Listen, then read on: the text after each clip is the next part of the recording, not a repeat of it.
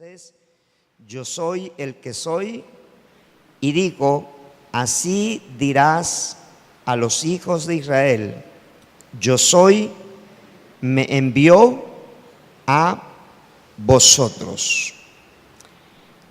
Muy bien, el nombre de Dios, yo soy, es el nombre de Dios. Yo soy el que soy. En hebreo son 4 letras: una Y, una W, una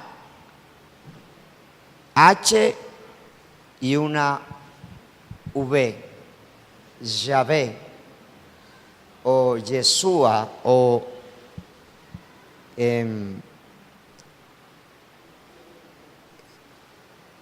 Yahvé, que nosotros conocemos también como Jehová en la traducción Reina Valera, pero el nombre es así, es una Y, es una H, una W y otra H, le había estado mal, una Y, una H, una W y otra H, Yahvé.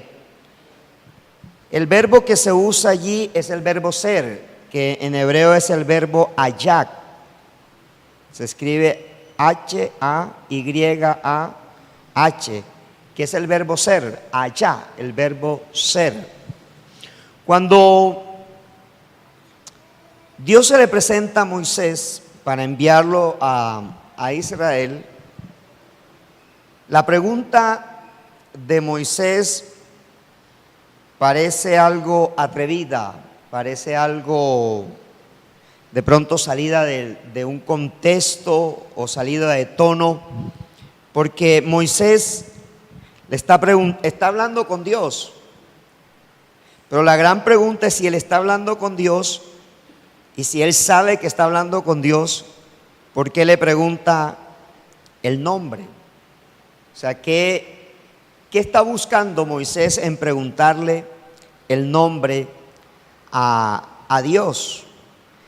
Y realmente lo que Moisés está buscando es certeza y seguridad que él está hablando con el Dios verdadero de los israelitas. Certeza y seguridad de que él está hablando con el Dios verdadero de los israelitas. Habían pasado casi 430 años, porque los 430 años se cumplieron justamente el día que salieron de Egipto. Habían pasado 430 años desde que un grupo de 72 personas habían entrado a Egipto, a una tierra llamada Gosén, hasta este momento en donde en el capítulo 2 dice que Dios escuchó los gemidos y el clamor del pueblo, de su pueblo, por la manera que era tratado por sus exactores. Los exactores eran los egipcios. Acuérdese que cuando en el capítulo 2 comienza de Éxodo, la narración dice que el faraón que había conocido a José ya no vivía, ya no existía. Imagínense, había pasado tanto tiempo, y Israel pasó de ser un pueblo de privilegio a ser un pueblo esclavo, porque él fue un pueblo de privilegio y pasó a ser un pueblo ¿qué? Esclavo. Ellos fueron los que construyeron las pirámides de Egipto. Esas pirámides que usted algún día podamos ir a verlas, esas pirámides fueron construidas por manos hebreas, por manos de los hijos de Dios. Y hay una cosa que es importante, y es que Dios nunca se olvida de las promesas que hace. Y Dios le prometió a Abraham que su pueblo entraría muy pocas personas, pero que pasado 430 años saldría una multitud de hijos suyos, saldrían de ese lugar llamado Egipto, y él los llevaría a la tierra prometida, a la tierra que le había dicho a Abraham que le iba a entregar. Cuando Abraham no era Abraham, sino Abraham, y vivía en Ur de los Caldeos. Y todo esto lo hago lo explico como antesala, porque yo no voy a hablar de Moisés, no voy a hablar de la libertad. Yo voy a hablar de Jesús como nuestro gran yo soy. Porque es importante entender esa asociación entre yo soy el que soy y cuando Jesús decía yo soy. Cuando Jesús decía yo soy, a los oídos de los judíos, ese yo soy le rechinaba. ¿Por qué? Porque era el nombre impronunciable de Dios. En otras palabras, yo soy, que es YHWH, era un nombre que no, hasta el día de hoy, un judío no lo menciona. Es más, cuando usted lee un escrito judío, el judío escribe di-os, OS, así lo escribe. O sea, no escriben Dios como nosotros. Ellos escriben di-os. ¿Por qué? Porque ese di-os es Adonai. No es la mención de Yahvé, sino es la mención de Adonai. Una de las cosas que vino a hacer Jesús fue a romper paradigmas de la relación con Dios.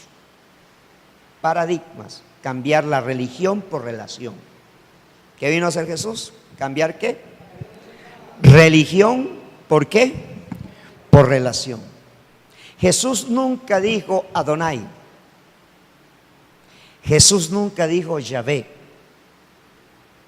Y cuando hablaba de Dios decía mi Padre y yo. O yo y mi Padre. Y cuando él decía eso, los judíos, los religiosos de la época, ¿qué hacían? ¿Cierto? Es como si por aquí entrara una persona toda tatuada desde la cabeza, desde el cuero cabelludo, ¿cierto? O si llegara una chica con una minifalda así y se sentara aquí que prácticamente no dejara ver al predicador o tratara de perturbar.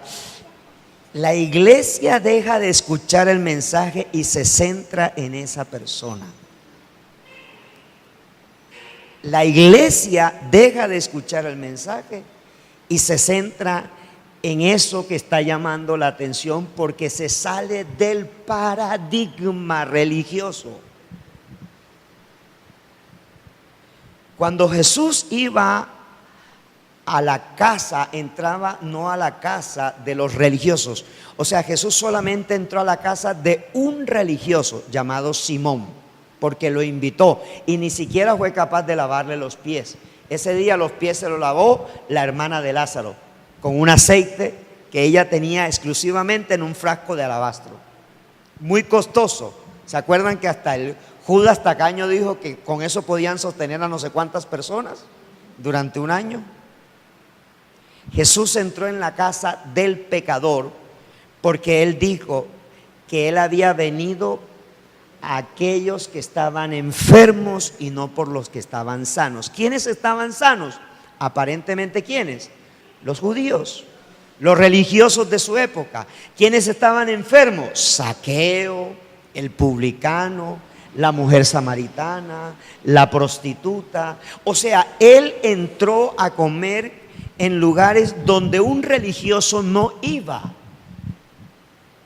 Quiero que entiendas que Jesús en su ministerio rompió todos los paradigmas religiosos. Porque a nosotros nos destruyen los paradigmas religiosos, no la relación con Jesús. La relación con Jesús nos construye. Los paradigmas nos destruyen. Y aunque usted no lo crea, a mí me ha tocado romper paradigmas. Porque en la medida en que nosotros crecemos en el conocimiento de Dios a través de su palabra, el Espíritu Santo se encarga de romper paradigmas en nuestra vida. ¿Qué es un paradigma? la manera como yo veo el mundo. Eso también se llama cosmovisión. Es la manera como yo creo que otros se deben comportar. Un paradigma es creer que la gente debe vivir la fe que yo vivo. Acuérdense que durante mucho tiempo yo decía que si usted no se levantaba a las 4 de la mañana a orar, ya el resto del día no podía orar. Hoy no puedo decir lo mismo porque es que era mi paradigma.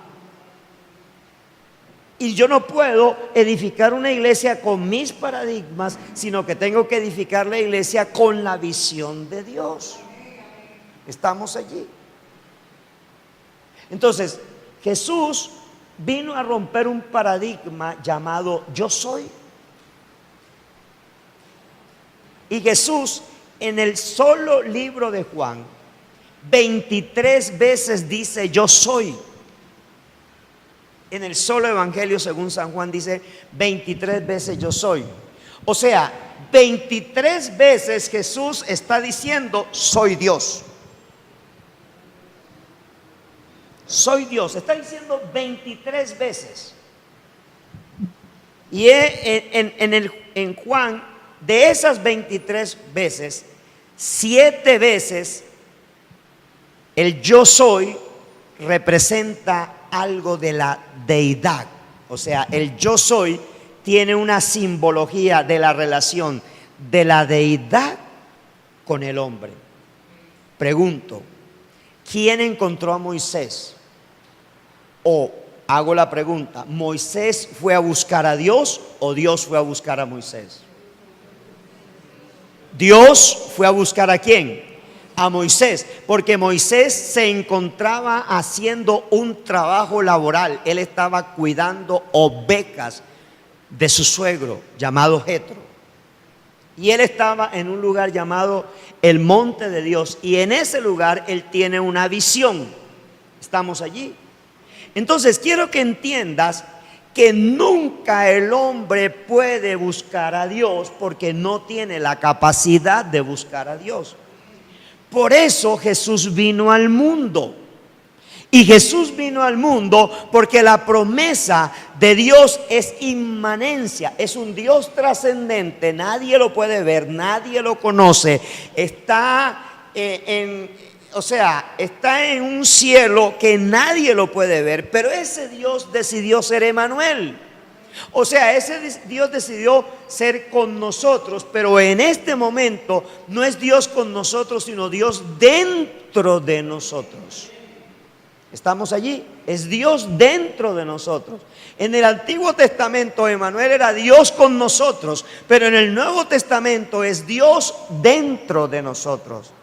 Y eso implica que nuestra vida tiene que ser una vida con paradigmas nuevos, porque vamos conociendo el Evangelio de una manera, pero al mismo tiempo el contacto con la palabra de Dios nos lleva a crecer y a conocer al nuevo Dios que vive dentro de nosotros, a ese Dios que tiene que impactar la vida de otras personas a través de nosotros andar, de nosotros caminar. Estamos allí sintonizados.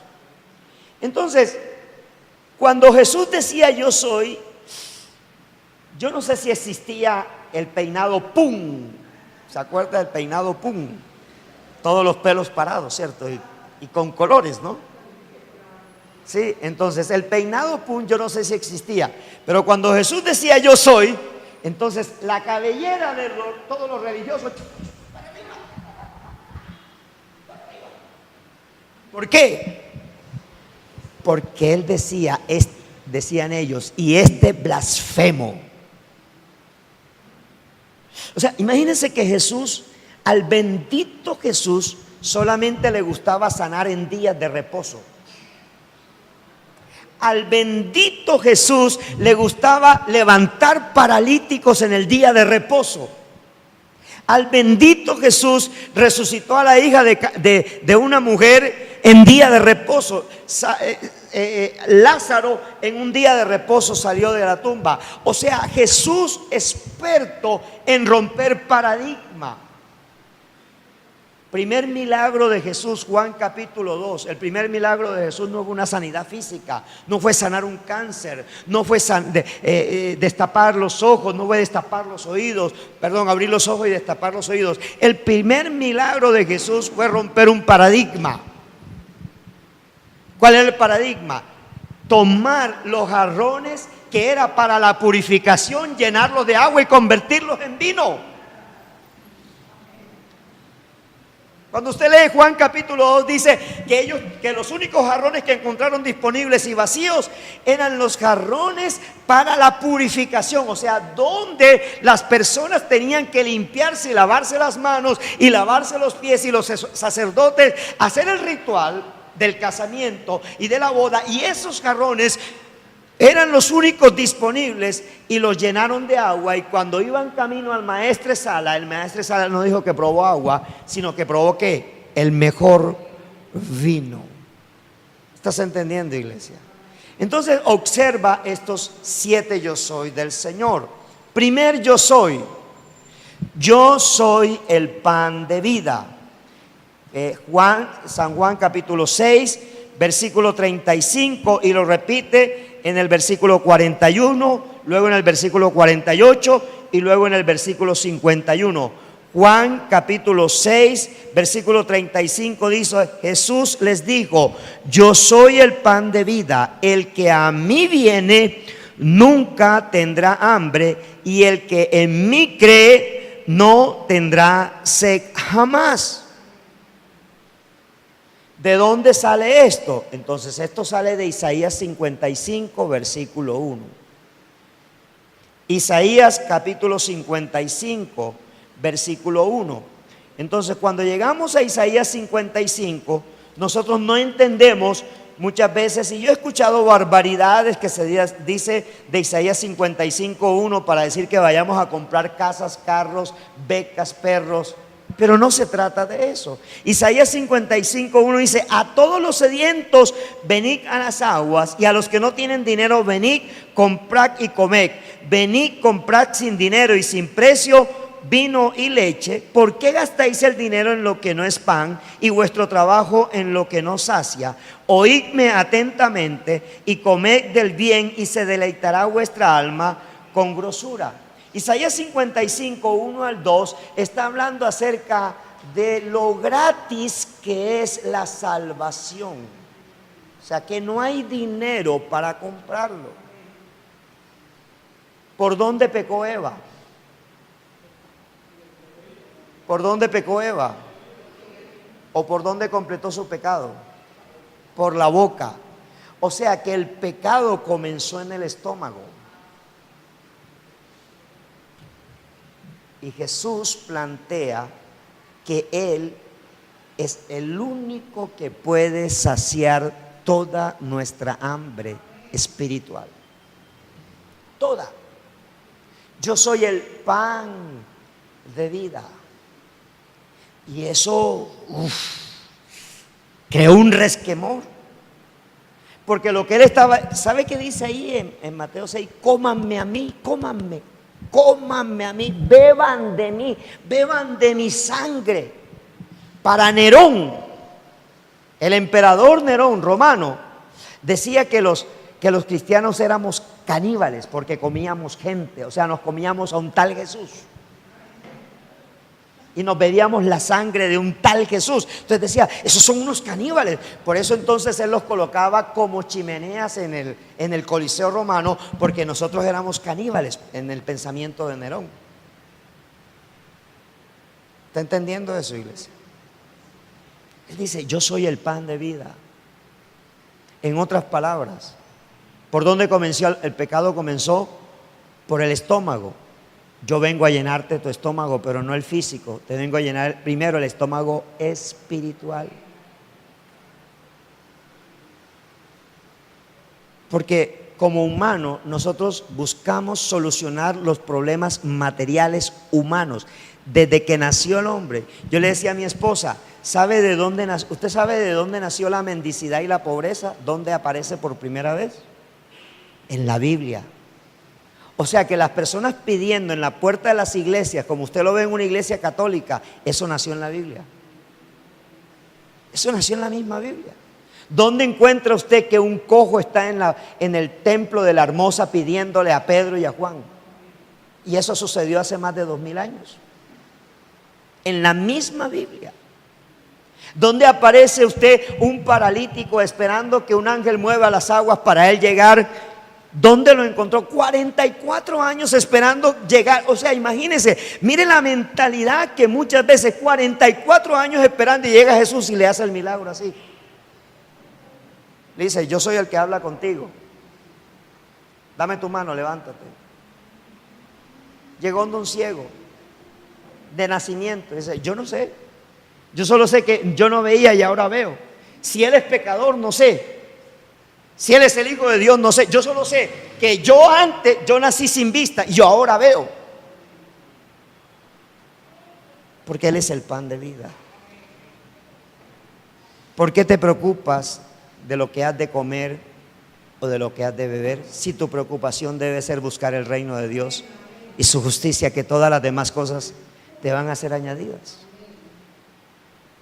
Cuando tenemos problemas, y el primero que lo voy a decir soy yo, cuando tenemos problemas se nos olvida que Jesús ya ha hecho sopotoscientos milagros atrás y que nunca nos ha dejado avergonzados, porque Él prometió estar con nosotros y Él es el pan de vida.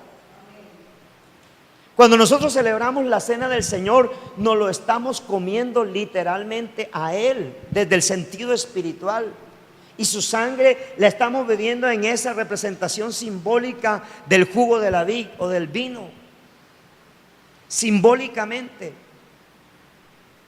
El pan que se ofrecía para la cena era un pan sin levadura, porque la levadura, ustedes lo han leído en estos días, simbolizaba ¿qué? Pecado.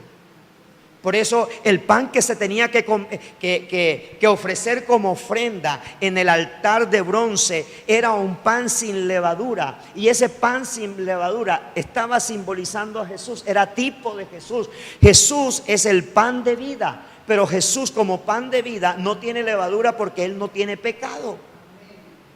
¿Estamos entendiéndolo, iglesia? Entonces, cuando nosotros tomamos de la cena del Señor, eso es un acto espiritual, siervos. Es un acto espiritual. Y en ese acto espiritual, toda la vida de Jesús, en esa señal simbólica, toda la vida de Jesús está entrando en nosotros. Toda la vida de Jesús está penetrando en nosotros. Y cada vez que tomamos la cena del Señor, al mes siguiente tenemos que ser mejores creyentes, mejores personas, mejores hijos de Dios, mejores esposos, mejores hijos, mejores trabajadores. ¿Me hago entender? Porque lo estamos comiendo a Él. No es simplemente un pedazo de pan. Por eso la mamá no le puede dar, o el papá no le puede dar al niño el pan así sin discernir, porque el apóstol Pablo dice: no tomen la cena del Señor sin discernir el cuerpo y la sangre de Cristo. ¿Estamos claros ahí?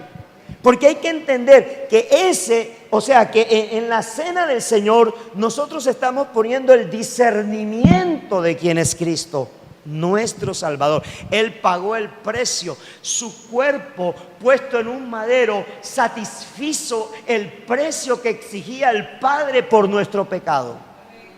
Eso es lo que hizo Jesús. Entonces, cuando Él dice allí: yo soy el pan de vida, lo que Él está diciendo es: yo soy tu verdadero sustento. Todo lo que tú necesitas. Mira, Amós capítulo 8, versículo 11. Vayamos allí. Amós capítulo 8, versículo 11. Dice algo muy interesante.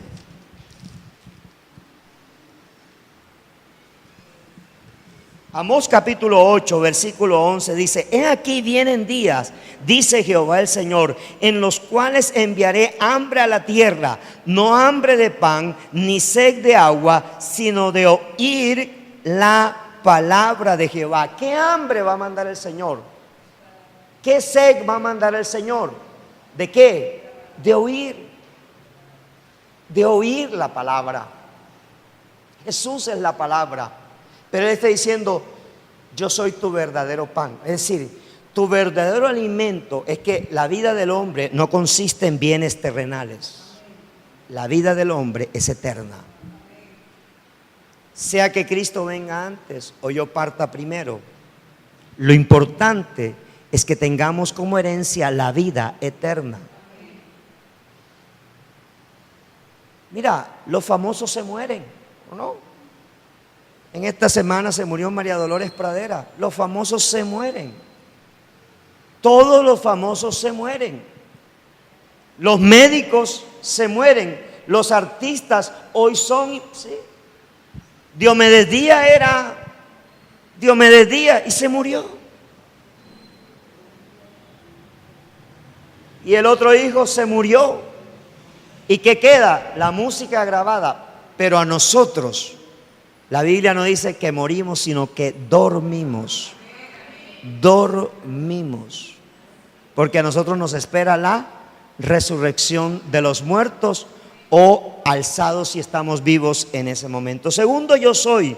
Jesús dijo, y esto rechinaba mucho, yo soy la luz del mundo. Yo soy la luz del mundo. En Juan capítulo 8, versículo 12. Ahí lo dice, Juan 8, 12.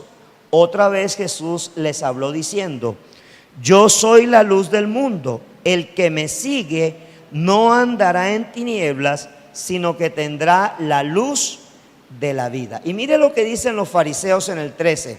Entonces los fariseos le dijeron, tú das testimonio acerca de ti mismo, tu testimonio no es verdadero. Respondió Jesús y les dijo, aunque yo doy testimonio acerca de mí mismo, mi testimonio es verdadero porque sé de dónde he venido y a dónde voy, pero vosotros no sabéis de dónde vengo ni a dónde voy. O sea, Jesús certificaba, yo soy la luz del mundo.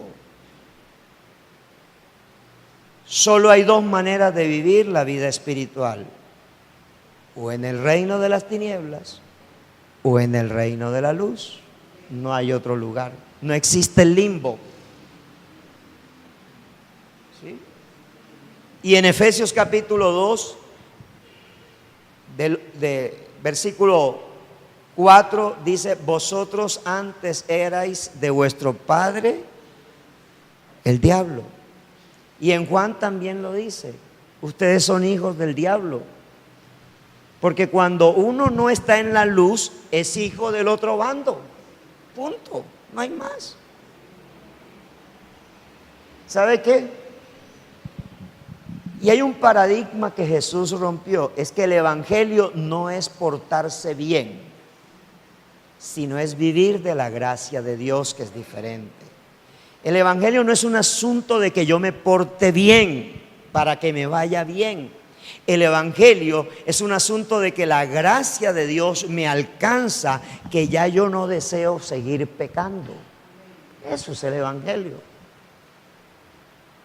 Porque lo que hace la gracia es alcanzarme. La gracia lo que hace es tocarme, la gracia lo que hace es transformarme. Cuando la gracia me toca, el Espíritu Santo se vuelve mi paracleto. O sea, Él me ayuda en mi debilidad. Él sabe que yo tengo debilidad.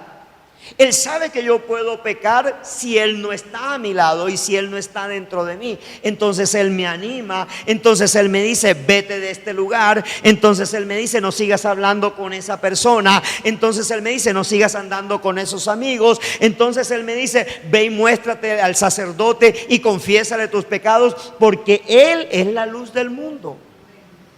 Por eso el apóstol Juan, allá en su primera carta, dice 5 veces, el que ha conocido la simiente del Hijo de Dios no peca. ¿Por qué? Porque tiene la luz. Quiere decir que tú ves con una claridad diferente. ¿Me hago entender, iglesia? Eso es importante, porque muchas veces nosotros hacemos cosas por agradar a Dios y tenemos que hacer las cosas que a Dios le agrada sencillamente porque ya Él generó un cambio a través del Espíritu Santo en mi vida.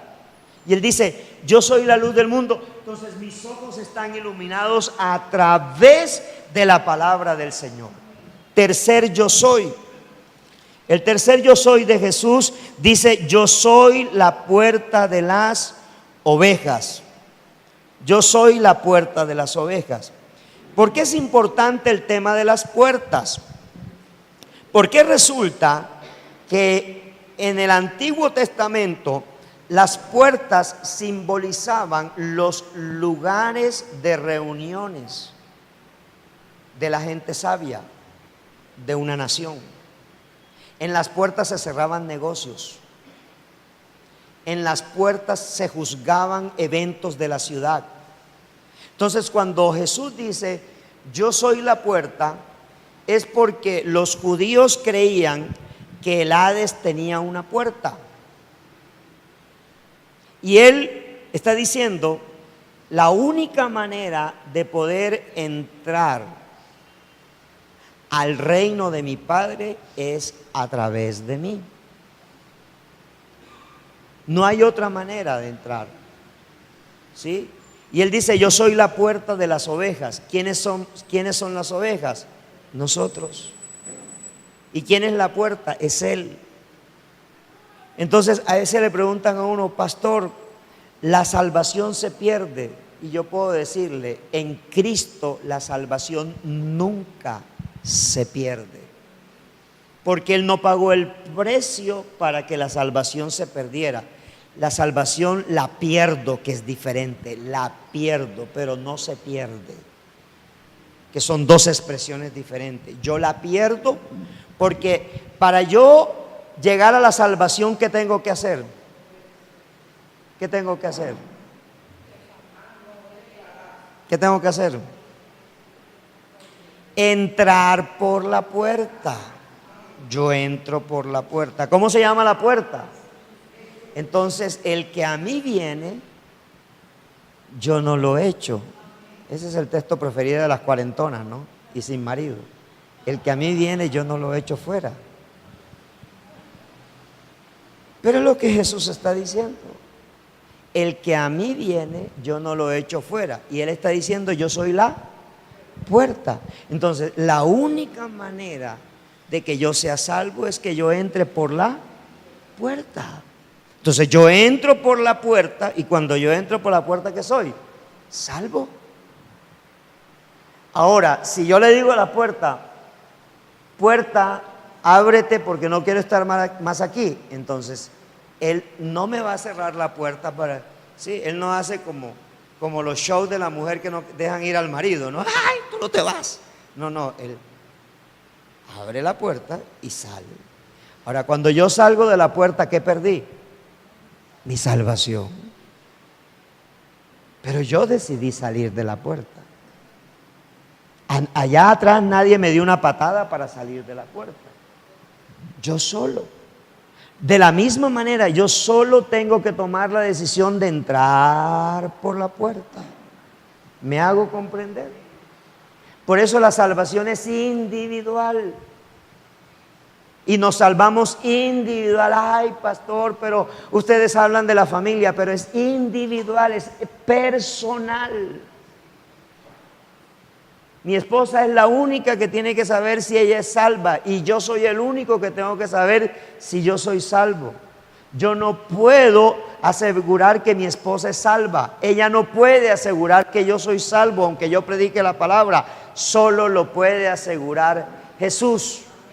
Porque Él es el que sabe si yo estoy en la puerta.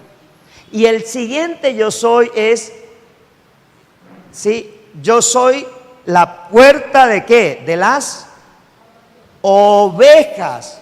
Y Él después dice, yo soy ¿qué? El buen pastor. Está ahí mismo en el capítulo 10 desde el versículo 7. En el capítulo 10 versículos 7 y 9 dice que Él es la puerta a las ovejas.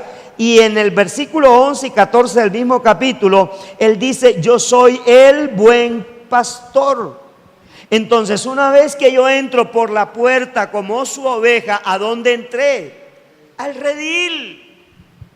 ¿Sí me hago entender? Toda iglesia es un redil del Señor. Ustedes, cuando llegan a este lugar, están llegando al redil del Señor. Y usted llega al redil, y en este redil Él se encarga de pastorearlos a ustedes. Yo no los puedo pastorear a ustedes. Yo no tengo la capacidad de pastorearlo porque yo no tengo el don de la ubicuidad. O sea, yo no estoy en todas partes. Todas partes es el Espíritu Santo. Entonces, cuando Él me da un tema a mí, como el que me dio para hoy, entonces en este tema Él está cuidándolos a ustedes y me está cuidando a mí también. Cuando usted hace su tiempo devocional, cuando usted hace su tiempo a solas con Dios, cuando usted ahí está leyendo la palabra, orando, meditando la palabra, escribiendo en el cuadernillo, el buen pastor te está pastoreando, no yo. Él me tuvo que haber pastoreado primero para yo escribir el devocional. Pero cuando ya el devocional se publica y está en tus manos, es Él el que te está pastoreando por medio de la persona del Espíritu Santo. Porque Él pastorea a los que están dentro de la puerta. ¿Estamos claros? ¿Estamos claros allí? Porque a veces entonces nosotros queremos que el que no ha entrado por la puerta venga a la iglesia. El que viene a la iglesia ya entró a la puerta. El que no viene a la iglesia aún no ha entrado a la puerta, aunque haya hecho una oración de fe. No sé si me hago entender. ¿Sí? Entonces yo no veo, usted no, en esta iglesia usted no ve el hambre de hacer una oración de fe. Porque sabe que eso no convierte. Y hoy todos los predicadores tienen un afán por hacer. Voy a hacer un llamado, repita conmigo esta oración. Eso no convierte. Lo que convierte es que yo entre por la puerta. O sea, un 21 de febrero yo entré por la puerta. Y yo recuerdo que yo salí refunfuñando y diciendo: cuando llegue a la casa voy a hablar con mi esposa, porque ella no tenía por qué decirle mis infidencias a ese pastor que predicó. Y entonces llegué a mi casa y no le dije nada a mi esposa, sino que me puse a leer la Biblia. Y el domingo estaba ya a las 7 de la mañana, luego me escuché el culto a las 9, luego el de las 11, luego el de las 5 de la tarde. Porque había entrado ¿qué? Por la puerta. Y entonces cuando uno entra por la puerta, Él es mi pastor. ¿Estamos? Él es el que te va a cuidar. Y Él conoce tu necesidad. Él sabe la necesidad de Angie. Él sabe por lo que está pasando. Entonces ella, si está dentro de la puerta, tiene que confiar ahora en su buen pastor. ¿Me hago comprender? El problema nuestro es que queremos que los demás nos ayuden a solucionar los problemas. Y el único que sabe tu necesidad y conoce tu problema y te va a ayudar de verdad se llama el buen pastor. Porque Él ahí en el capítulo 10 habla del buen pastor. Él no habla del mal pastor, Él habla del pastor asalariado. O sea, Él no dice que el pastor asalariado sea el mal pastor, sino lo que dice es que el asalariado no cuida tanto las ovejas como el buen pastor. Me hago comprender, porque el buen pastor entiende que esas ovejas le pertenecen. Y cuando Él vino por sus principales ovejas, que fue el pueblo de Israel. Y Él dice allí en Juan capítulo 1 versículo 11: a los suyos vino, pero los suyos no le recibieron. Y dice en el 12: mas a los que le recibieron, Él les dio la potestad, es decir, la autoridad de ser hechos hijos de Dios. En Apocalipsis 3:20 dice: he aquí yo estoy a la puerta y llamo. Si alguno oye mi voz, ¿sí?, yo entraré a él, cenaré con él y él conmigo. ¿Quién pone el alimento?